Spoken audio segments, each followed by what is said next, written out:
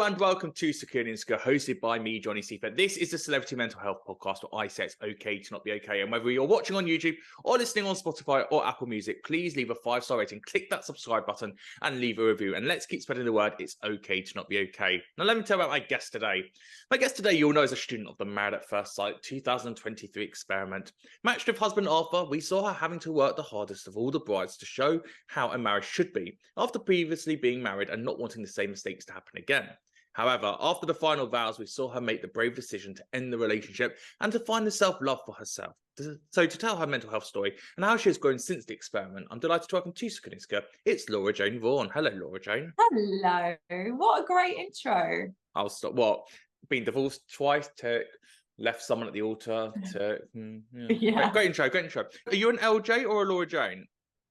Or you're just a Laura? What do you want to be for this? I don't mind. Paul Brunson calls me LJ. So yeah, if you want to be part of the cool gang, do that. It's easier as well, isn't it? It's quicker. Well, Paul C. Brunson knows this. He is my god. So basically, if Paul says something, I do it. So I will go with LJ then. If that's what he's saying, that's what I'll do. So we have so much to discuss. And I think the best place to start is at the beginning, obviously. So let's go all the way back to the Laura Jayne at school and those first moments that kind of made you who you are, because we know you've got a lot of barriers. We know you've put some boundaries up. And so it'll be interesting to kind of break those boundaries and just work out, why are you the way you are? And therefore, why did we get a version of you on TV that for some audience members wasn't taken as it should have been? I think it's an interesting one. Yeah, go back to kind of formative years and all that jazz. So I think it's funny. So just taking it back to present day, just quickly, I've definitely been seen as this very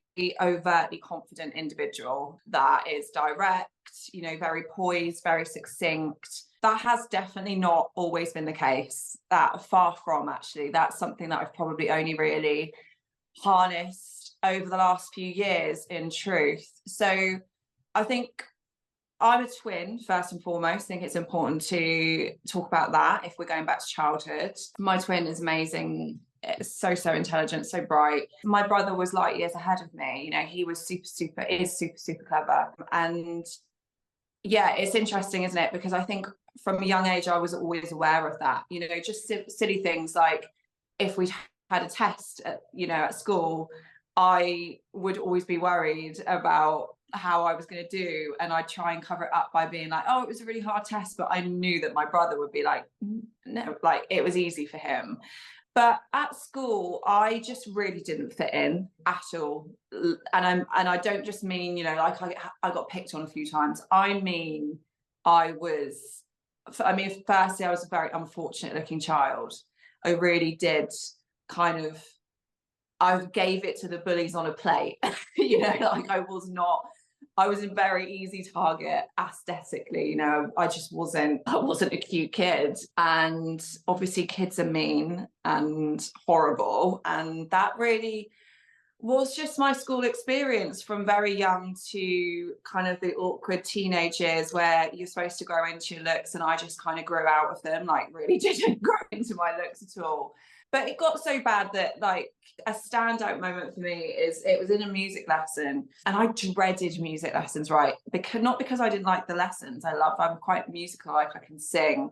It wasn't that at all. It was the fact that all the kids you wouldn't have the safety net of sitting behind tables. You'd be sat round in a big square, everyone looking in on everyone.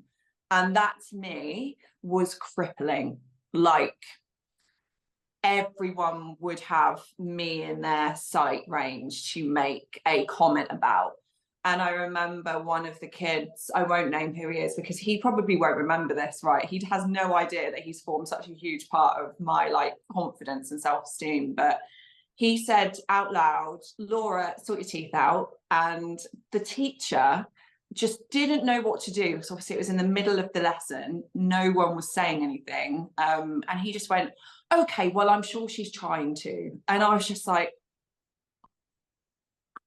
I just want to die. Like, it was so horrible. And it wasn't just girls that were being mean, it was boys that were being mean. Like I remember my stepdad was enraged one day because I came home and someone had one of the boys that it was in year 11. So we're not talking like little kids. We're talking about children that should know better.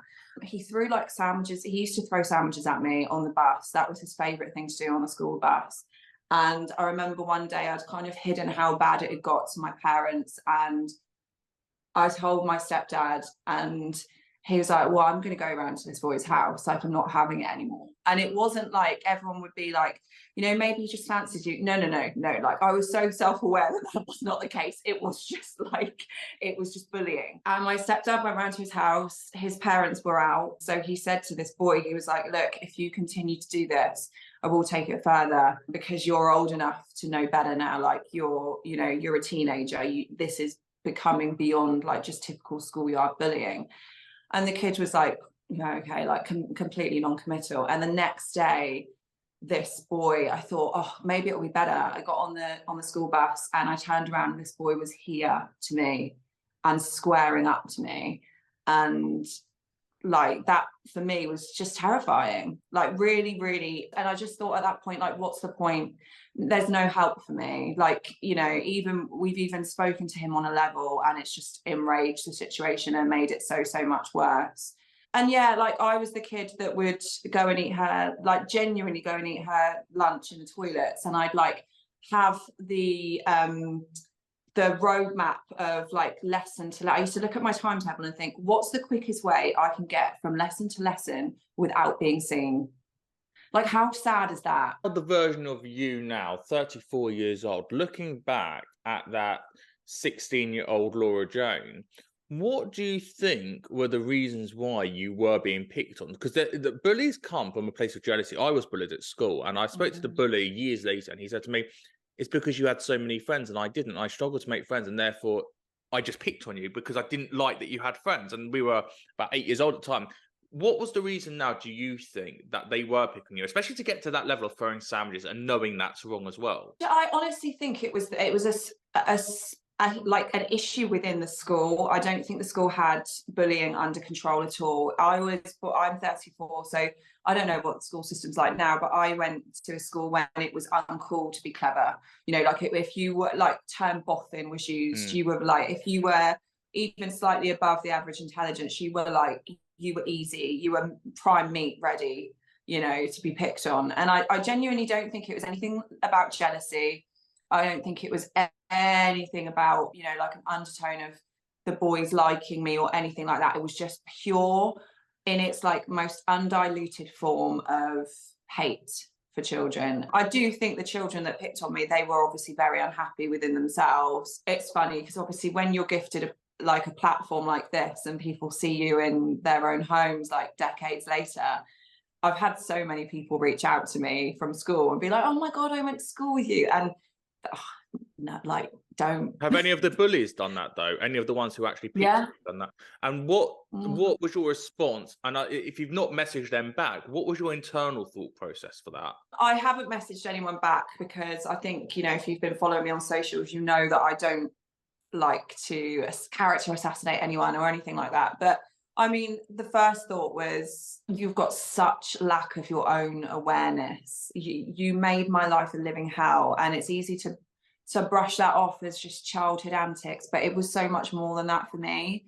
It did form who I am now as a very guarded, untrusting person. So this is the other thing for me, is I just don't trust anyone. Like I would rather be, that's why I'm so self-sufficient, I think. You know, everyone says that they've got walls. Well, like mine have got armed guards around them. Like they're reinforced walls, you know, like that's the level of damage and hurt it has done to me, even in my mid-30s now. And that's that's not no small feat. That's taking a girl at her most impressionable and her most aware of how you are coming across. You're just coming of age, and you're very aware of your looks, and you're very aware of how you're being perceived by others. And I just was a shell of myself. It would even inform how I dress. And like, if I put makeup on to try make myself look better, I would be picked on more. Like, so there was absolutely no help for me whatsoever. Anything I did was picked on. I just wanted friends. I just wanted a nice school. I remember my nan saying to me, like, these are the best school, you'll look back and think school years are the best years of your life. And I remember thinking to myself, what on earth is to come then? Because if this is the best, what, I don't even want to think about what is, you know, in my future, because it can't get any worse than this. Because you've still got those questions, because you haven't had that closure, and also that weird thing that people think that you forget. I mean, I never understand this. You see it in the Christmas films, like, oh, we were at school together. And I'm like, surely you know who you were in school with. You don't forget 20 years later who was in your year at school. Like, I don't understand. I went to the biggest Jewish school in Europe, and so we had 2,000 kids in my school. I could tell you everyone in my year, and we had 300 people. But is it because you haven't had the closure that you've got these questions, and obviously this attitude, because you haven't got the answers to the questions you probably still, even though you're 34 years old, and even if you're in your 60s, want to know of what was wrong with me? Yeah, I think it is tough. I remember thinking, like, there's obviously something about me that these people don't like, but I just couldn't pinpoint. And I do think it was a bit of gang mentality as well. I think as soon as one person picked on me, I was a prime and easy target for lots of other people.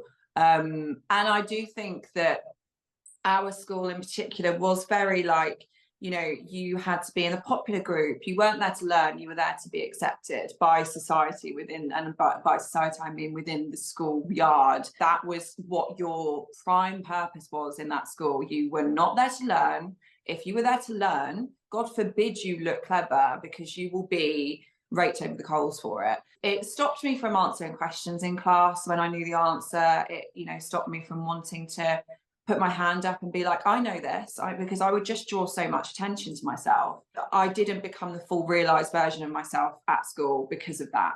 You know, I probably could have harnessed certain things in my brain a lot better. I could have been more educated if I wasn't so preoccupied with falling under the radar and making sure that I never did anything that would get seen or get me noticed. That takes us up to the age of 18, and that's your school years, right? Let's put that box there. Yeah. Let's open the next box, which came along when you were 19 years old and your father sadly passed away. What did that do to you? And what was your grief journey to understand who you were now as you were going into your 20s and trying to find out your own identity, but you didn't have that male role model above you to guide you in that direction? My relationship with my dad had really come to its, like, it had come full circle when I was like 18, 19. I left university and he just embraced me. He was like, you know, I'd always lived with my mum before, and then at university I obviously had lived another life, and my dad was like, well, what next? What do you want to do? Like, what is it that you want to get out of life? And he was a real guiding hand. He helped get me my first job, and we'd really found like such a lovely stride in our relationship. And I think when you're a child of divorce, you always hold resentment in equal measure, you know. And I, as an older, you know, I was a lot younger when my parents divorced, and when I was like 18, 19 and spending so much more time with my dad, I just understood things better, and I had a better relationship with both parties because I was able to comprehend what happened. Losing a parent in your teens or in your early 20s is devastating anyway, but the cancer that my dad had was stomach cancer, and it is probably one of the most aggressive forms of cancer that there is out there. I still remember him, like the first time he wasn't able to finish a meal and he didn't know why. He went to get help, and unfortunately he was just let down by the NHS, and to the point where months later he went in to have like a scan of his stomach, like an endoscopy, and they couldn't even really get the camera down there because he just didn't have a stomach left. It was all gone. Like then that. So the day that I found out that my dad had cancer was the day that I found out that I was gonna lose him to cancer. Like there was no moment in time where this was ever going to be treatable. And I remember him telling me, he came to pick me up from work one day, and I was like, oh God, this is really nice. Like my dad's come to pick me up from work. This is great. And I just remember looking, I was sat in the back of the car, and I remember looking in the mirror. My stepmom looks pretty tired. They dropped me off, and they came into the home, and they were like, my then boyfriend, they were like, when is he coming back? And I was like, when is he back from work? And I was like, what weird questions to ask. But obviously they wanted to make sure that I wasn't going to be left on my own after this news. And I was stood in the kitchen. I refused to sit down. I just remember, isn't it weird what your body does and your responses, your flight mode just kicks in? And they were like, sit down. Like, and I was like, no, no, I'm not going to sit down. What's going on? And then they told me, and I just hit the deck. Like, I'd never dealt with grief. I'd been so fortunate at that point. I'd never lost a family member. So the first experience that I was having with grief was arguably one of the most important people in my life ever. And then to watch him suffer the way that he suffered and become so small and weak physically was just like genuinely devastating. And you know, like, he was a 6'1", 6'2" man, and he weighed, I think it was like 6 or 7 stone at the end of his life. You know, like, really, his neck was like the width of his Adam's apple. God bless my stepmom. She used to have to, you know, we used to sit at his bedside with cotton wool to like moisten his eyes because he wasn't able to close them. He wasn't able to blink anymore. Hard, very difficult. What's the relationship with your stepmom post your father passed? We've got a great relationship. I am so fortunate to have that, I suppose, you know, has been one of the good things that's come out of a big loss, is that I do have an additional person to lean upon. And my dad always said to me and her and my brother, you know, like, look after each other, because I think it was that manly thing of like wanting to make sure everyone was okay and lent on each other. And yeah, I mean, I guess in terms of like your original question, how it felt to lose my dad, was it made me incredibly fearful of abandonment. And I don't mean abandonment in the sense that my dad didn't choose to leave. Like, he loved me with his last breath.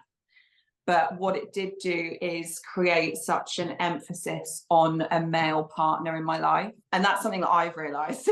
Like, oh, I could have told you that. As soon as I saw your opening VT on Married at First Sight, the first thing I thought about and the first note I wrote down was fear of abandonment, because you could see it straight away. Yeah. And, you know, I always say this at every therapist I've ever been to see.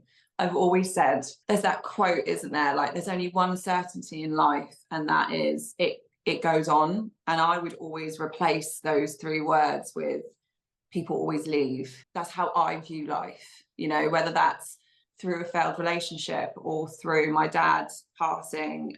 That has created such a narrative in my head now that is very tricky to forget and unlearn. It's a tough one, because the Laura that I present to this day is someone that's like incredibly, like I said at the start, self-sufficient, very confident, you know, doesn't need anyone. What I do that to protect myself. That is very much self-preservation. I remember a therapist saying to me, you know, like, why do you have this fear of being left? Because, you know, we're born into this world. That's one certainty, that we'll die. We come into this world alone and we'll die alone. And I said, well, I didn't come into this world alone. I came into it with a boy, with a brother, with a twin.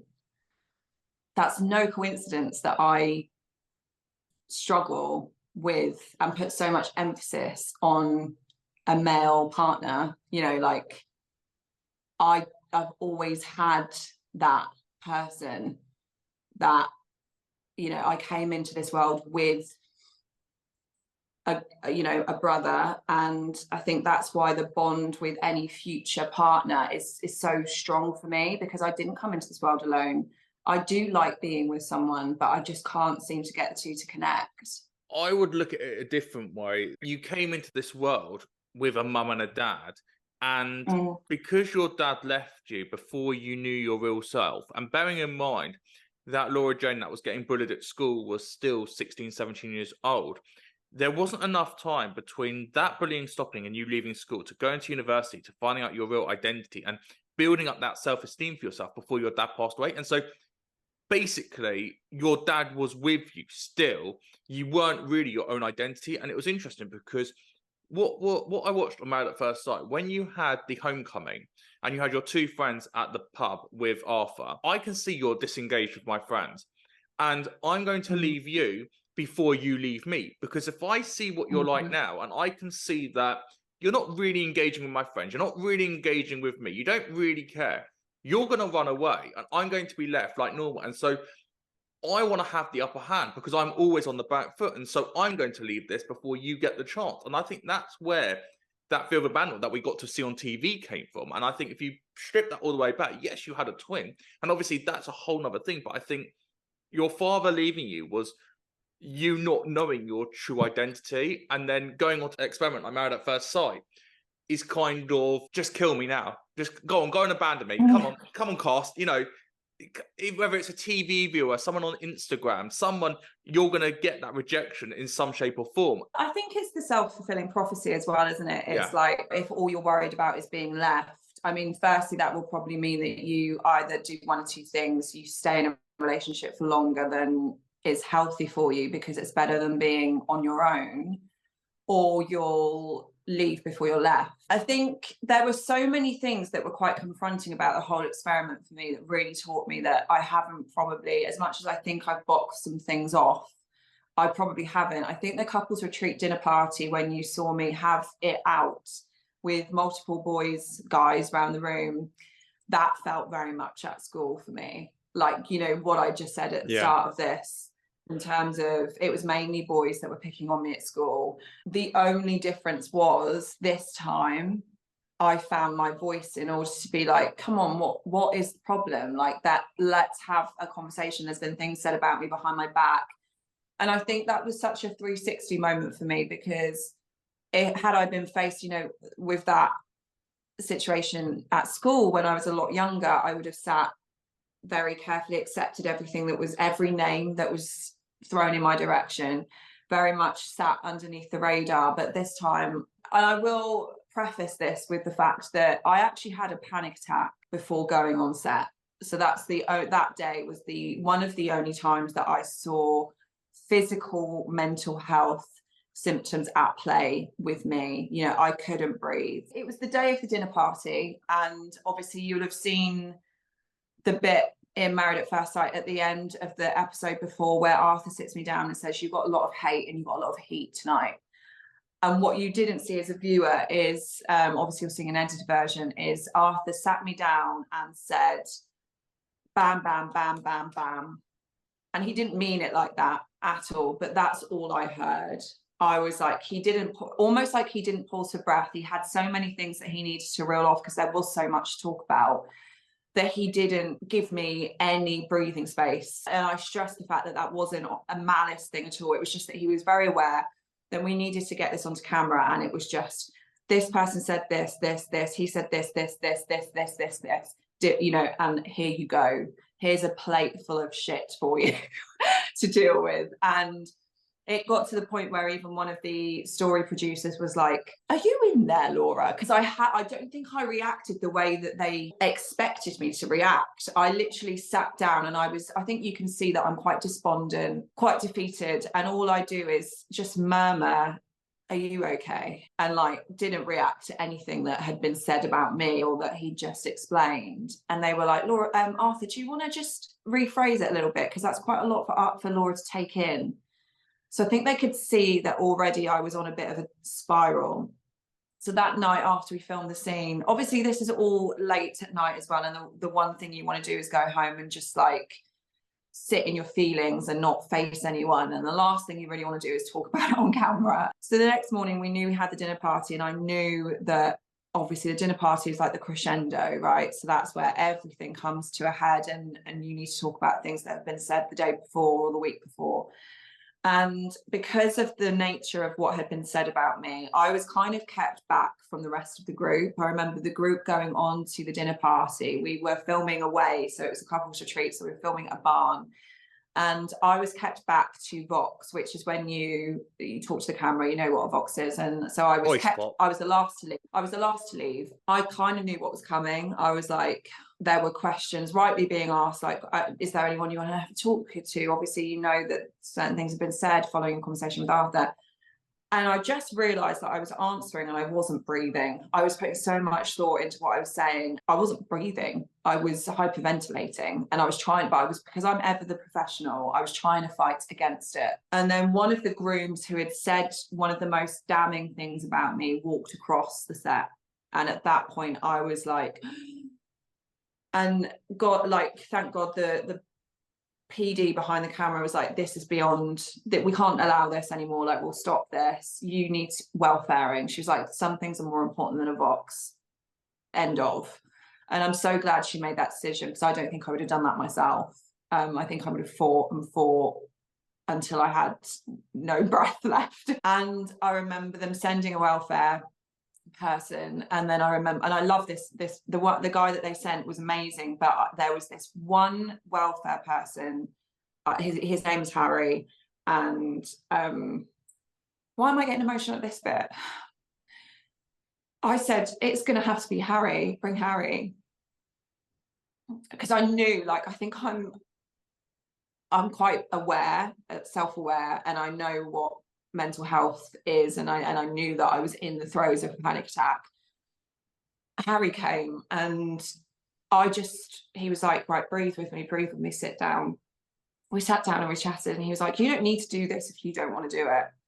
And I was like, no, I know I need to do this because I think it's so important for me. Like it runs so much deeper than Married at First Sight for me. It's a part of me that needs to become realized and have my say, and not everyone's going to like you in life, and that's absolutely fine, but understand why certain things have been said, and then have your chance to have a rebuttal, which is what you were robbed of for years of your life at school. So let's do this. And credit to Harry, like, I genuinely don't think I could have made it through that day had he not just said the exact right things at the exact right time, and just given me such a safe space to sit in my feelings before I went on to the dinner party.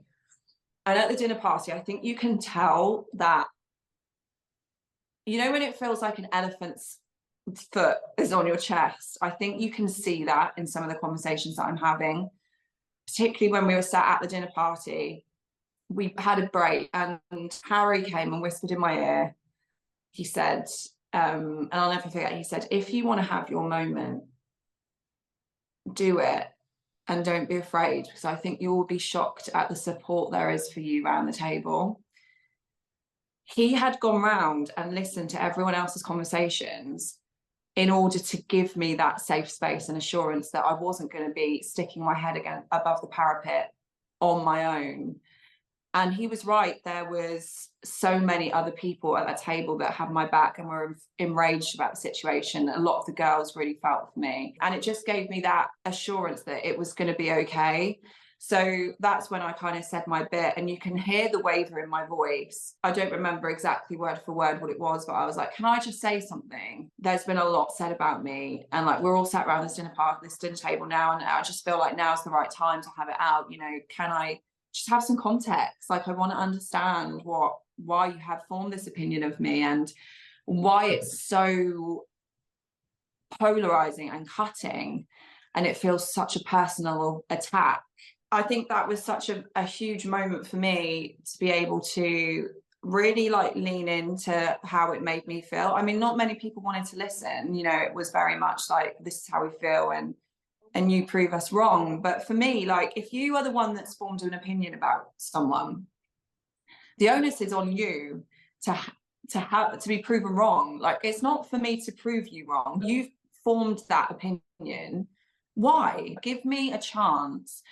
And I do think that there were certain prejudices that were at play. I think you saw that very early on in the series when I was called a gold digger by one of the other grooms. If it hadn't been so hurtful, it would have been funny, because it's just, I don't know if you caught up with that particular issue, but it was actually like very opposite that I am. I've always funded, like, my marriage before I came on Married at First Sight was paid for by me. Like, the lifestyle was my money, my dad's inheritance. Like, it was just hilarious that was the kind of thing that was being kind of said about me. So yeah, I think it's been really interesting in the experiment, aside from the relationship dynamics and learning about yourself in a safe space with the experts in the marriage and like as two people. It is also just really interesting to see perceptions of other group members, like friendships evolving, devolving, and really I mean, it's just it's a mini society when you're filming for those like 9-10 weeks, you know, so there's so many issues, societal issues that come out of it. When you look back now at the experiment, at the marriage that you had been through, at your passing of your father, at that school child, Laura Jayne, age 34 now, how do you look at the version we now have of you, having gone through all those different barriers and having to go through all those different journeys? Because every journey has made you stronger and stronger and stronger. So now you've come away from Married at First Sight. It's been a couple of months. How is Laura Jayne Vaughan doing right now? Mentally, I'm at a bit of a crossroads. I think now that the series is fully out, listen, you know, you would have heard the other people saying it's one thing in living those feelings at the time and then watching them back kind of like 6 months later, but when it comes to an end as well, it's like, what now? What am I doing, and how am I going to harness what I've learned about myself? How am I going to channel that? What's my next step? Who am I without MAFS? Because MAFS has been part of my life certainly for a year now, just over a year. I had so much hope. I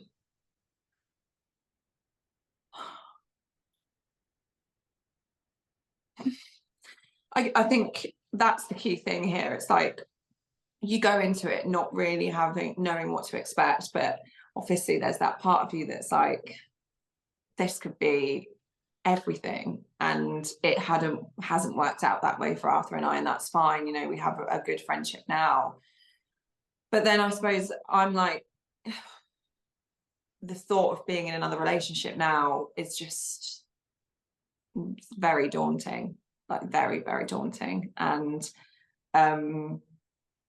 I think I'm drained is probably the way that I'm feeling, and just trying to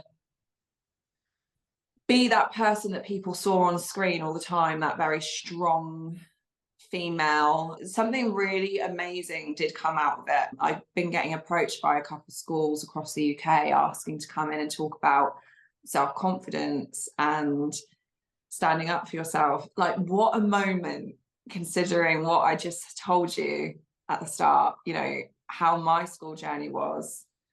How amazing is that 360 to actually be asked by schools to go in and talk about mental health and, you know, self-advocacy. Like, through every low that I've felt throughout this experience is quickly followed by a high.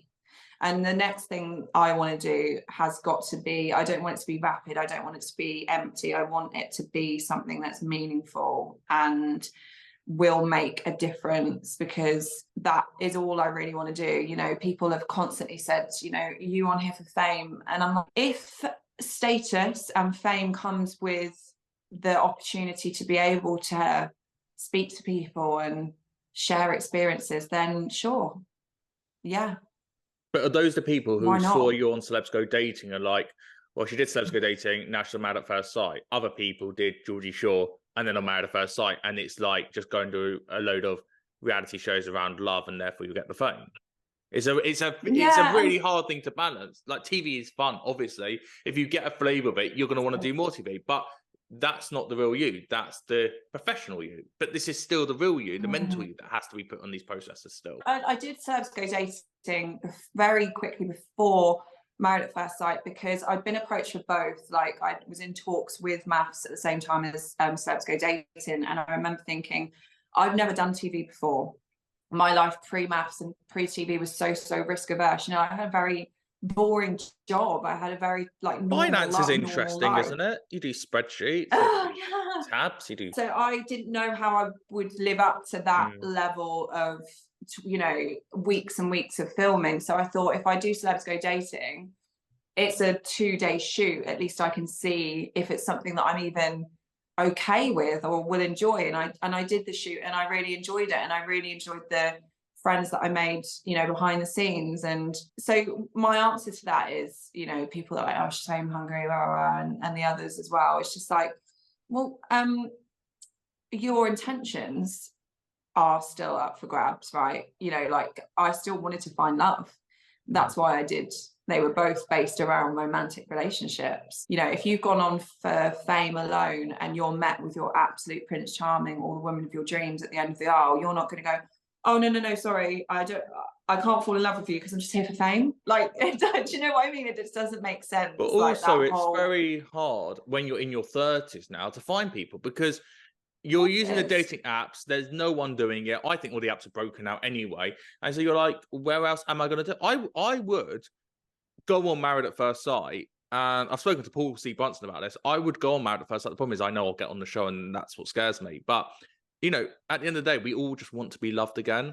And to wrap it up, I just want to go through a couple of quotes I took from your Instagram, because what I hope will happen is that you and the watcher and the viewer and the listener will be able to just now break down all those little points you've put on Instagram. So let me read these out and let's see if we feel like we've got the real Laura Jayne off this. So, I faced emotions I'd buried deeply for years. I'm proud to stand up for myself and encourage anyone who feels judged or misunderstood to exactly the same.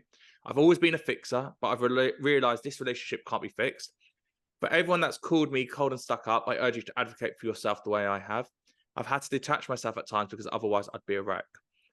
I just think you've given in this episode answers to all those 5 quotes, and we've been able to understand the journey you've been on. And hopefully now all those haters will become lovers of you to go, I'm sorry that you went through that. And I hope you get the closure, Laura Jayne, just to go into your late 30s and early 40s and have that self-love, to have that second chance, to have that second version of your life based on all those experiences you had in the first 35 years. Yeah, and if they don't see that, then that's also fine. You know, like if I've not won over every single viewer, that's absolutely fine. That's representative of the fact that we're all different and we see things differently, and we have different perceptions and different narratives at play, and that's beautiful. Like, I'm not here my MO was not to go in and be loved by every single person.